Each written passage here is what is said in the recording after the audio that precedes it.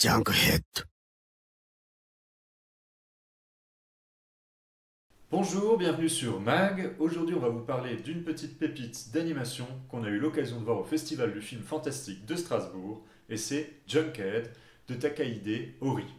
Alors, film d'animation japonais complètement fantasque, un projet délirant puisque ça avait commencé avant 2013 où il avait été présenté à Montréal au Festival Fantasia en court-métrage.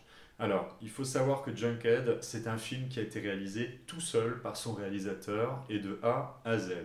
Qu'il s'agisse du script, des storyboards, de l'animation, de la photographie et même du sound design, tout a été fait à la main pendant son projet qui a mis près de 11 ans. Alors, au niveau de l'animation, tout n'est pas parfait, mais ça a en fait un cachet complètement fou, il y a une personnalité délirante en fait qui apparaît dans ce court-métrage. Alors, le scénario est assez fou, puisqu'en fait, l'humanité a renoncé entre guillemets à la fertilité, et en fait, ils vivent dans un monde complètement aseptisé, digne de scénarios de science-fiction.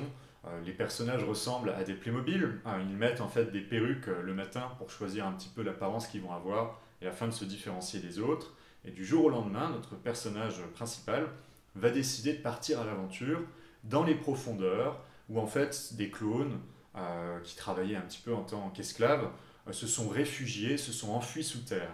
Cette mission, elle a pour but en fait de retourner à la source de la fécondité pour retrouver comment faire des enfants puisque toute la société, le monde entier est devenu comment dire, stérile. Ils ne se reproduisent plus de manière naturelle. Quelle drôle d'idée, vous me direz.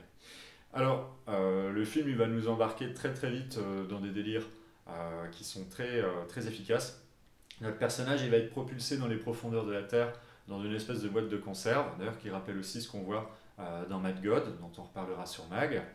Et très vite, en fait, il va récupérer quelques roquettes en route et il va finir décapité, ce qui peut arriver à n'importe lequel d'entre nous.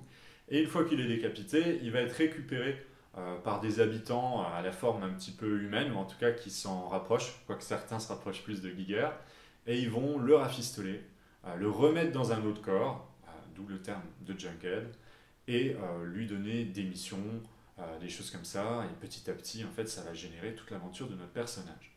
Si le rythme gagnerait parfois à être un peu plus soutenu, et si sans doute au niveau du montage, puisqu'il a tout fait lui-même, il y a peut-être quelques maladresses, il y a vraiment une identité folle, et on recommande ce film d'animation japonais qui va vous emmener très très loin dans les délires en fait de Takahide Ori. Bonne journée et à bientôt sur Mag.